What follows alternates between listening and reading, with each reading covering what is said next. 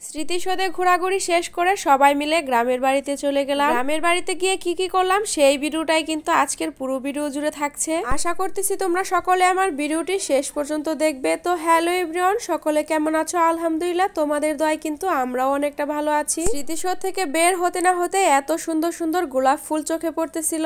মন তো চাচ্ছিল যে এই সবগুলো ফুলই আমি কিনে বাসায় নিয়ে চলে আসি। গোলাপ ফুল পছন্দ করে না এমন মানুষ কিন্তু পৃথিবীতে খুব কমই আছে। এবার কিন্তু সকলে মিলে আমরা বাহিরে যে মেলা বসে আছে সেইখানেই যাব। এখানে নানা রকমের কাঠের জিনিস ছিল আর এগুলো কিন্তু দেখতে খুবই সুন্দর লাগতেছিল। জিনিসগুলো কাঠের হলেও কিন্তু এগুলো দেখতে খুবই সুন্দর লাগছে। কাঠ দিয়ে যে এত সুন্দর সুন্দর জিনিস হয় সেটা তো আমার জানাই ছিল না। এই পাশে কিন্তু চুড়ির আলনাও ছিল কাঠের। চুড়ির এই কাঠের আলনাগুলোর পাশের দোকানটাতে কিন্তু নানান রকমের ব্যাগ ছিল। সব থেকে কিন্তু এই ব্যাগটা আমার কাছে বেশি ভালো লেগেছে আর ব্যাগটা কিন্তু আমি কিনে নিয়ে আসি। তার পাশের দোকানটাতে কিন্তু বাচ্চাদের নানান রকমের খেলনা ছিল। সব খেলনার মধ্যে কিন্তু এই ঢোল বাজানোর খেলনাটাই বেশ ভালো লেগেছে আমার। মাটির তৈরি এই জিনিসগুলোও কিন্তু মাশাআল্লাহ খুবই সুন্দর ছিল। যে কেউ এখানে গেলে সব থেকে কিন্তু এই মাটির জিনিসগুলোই সবার পছন্দ হবে। মাটির এই টপ আর সাথে দুইটা মগ কিন্তু আমার খুবই ভালো লেগেছে। মাটির এই টপ আর মগগুলোকে কিন্তু আমি কিনে নিয়ে আসি বাসায়। মন তো চাইতেছিল সবগুলোই কিনে নিয়ে আসি, কিন্তু কি করার, এতগুলো দিয়ে আমি কি করব, সেই জন্য শুধু 3টে জিনিসই কিনে নিয়ে আসলাম।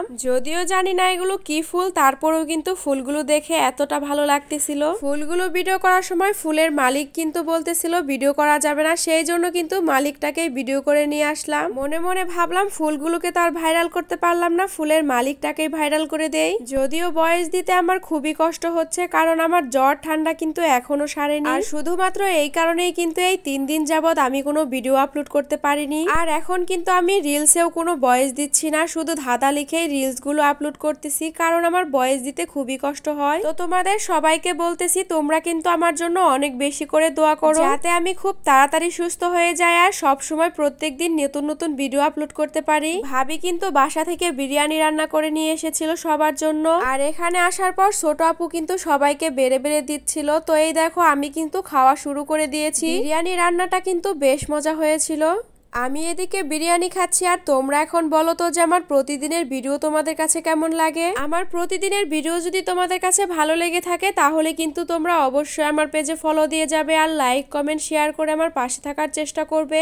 আমার কিন্তু ছোট্ট একটা ইউটিউব চ্যানেল আছে, ইউটিউব চ্যানেলের লিঙ্কটা কিন্তু আমার এই পেজেই দেওয়া আছে। তো তোমরা সকলে কিন্তু অবশ্যই আমার ইউটিউব চ্যানেলেও সাবস্ক্রাইব করে দিবে আর পাশে থাকা বেল আইকনটিতে ক্লিক করে দিবে। তোমাদের সাথে কথা বলতে বলতে খাওয়া দাওয়া শেষ করে আমরা সকলে মিলে কিন্তু গ্রামের বাড়িতে চলে আসি। এই যে দেখো এটা কিন্তু আমাদের কলা বাগান। গ্রামের এই কলা গাছ থেকে আমরা কিন্তু অনেকগুলো কলা, থুর এগুলো সব পেরে নিয়ে যাব। কলা বাগানের পাশেই কিন্তু আমাদের ছোট্ট একটি কাঠ বাগান আছে। কাঠ বাগানে এসে তো আমি ভয় পেয়ে গেছি। দেখো সবাই একে একে বের হচ্ছে, আমি ভেবেছিলাম কে না কে কাঠ বাগানের ভেতর। তারপরে এসে দেখি আমার আব্বা জান, মুস্কানের আব্বু, ভাবি সবাই মিলে কাঠ বাগানে আলোচনা করতেছে। সত্যি কথা বলতে গ্রামে আসলে কিন্তু খুবই ভালো লাগে আমার, বিশেষ করে সবাই মিলে একসাথে হতে পারলে কিন্তু আনন্দটাই বেড়ে যায়। এদিকে কিন্তু কলা গাছ থেকে কলা, থুর সবকিছু আমার জেঠি পেরে দিতেছিল। তারপরে সব রকমের সবজি নিয়ে আমরা যখন গাড়ির কাছে চলে আসি, এসে দেখি আমার আম্মুটা তার ভাইয়ার কোলে চড়ে বসে আছে। আমার আম্মুটা কিন্তু তার ভাইয়াদের সাথে খুবই মজা করে, খুবই দুষ্টমি করে আর তাদেরকে খুব ভালোবাসে। তোমরা সবাই আমার আম্মুটার জন্য দোয়া করবে যাতে আমার আম্মুটাকে আল্লাহ নেক হায়াত দান করেন। এই যে দেখো একটা আইফোন, এটা কিন্তু আমার বড় আব্বাজানের মোবাইল। ভাবতেছি খুব তাড়াতাড়ি একটা আইফোন কিনে ফেলবো। স্বামীজান তো আমাকে বলেই দিয়েছে 5000 ফলোয়ার বানাতে পারলে সে আমাকে আইফোন কিনে দেবে। তো তোমাদেরকেই বলি ভাইয়া আর আপুরা, তোমরা কিন্তু আমাকে 5000 ফলোয়ার হতে খুব করে সাহায্য করো,